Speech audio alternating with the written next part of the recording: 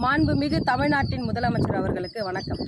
தமிழர் முன்னேற்றப் படையின் தலைவர் கி. வீரலட்சுமியின் கோரிக்கை. மாண்புமிகு தமிழ்நாட்டு முதலமைச்சர் அவர்களே, 2017, 2018, 2019, 2020 இந்த ஆண்டுகளில் சென்னை டு பெங்களூர் எக்ஸ்பிரஸ் ஹைவேல பாஜக பிரமுகர் மாலினி ஜெயச்சந்திரன் தலைமையில் பாஜக பிரமுகர்கள் மாபெரும் முறைகேட்டில் லஞ்சம் ஊழலில் ஈடுபட்டுள்ளார்கள். இவர்கள் அப்போது இருந்த ஸ்பெஷல் டிஆர்ஓக்களை பாக்கெட்டில் போட்டுக்கொண்டு பிற பிஜேபி பிரமுகர்களுடைய அதிகார பலத்தோடு பல முறைகேடுகளில் ஈடுபட்டுள்ளார்கள்.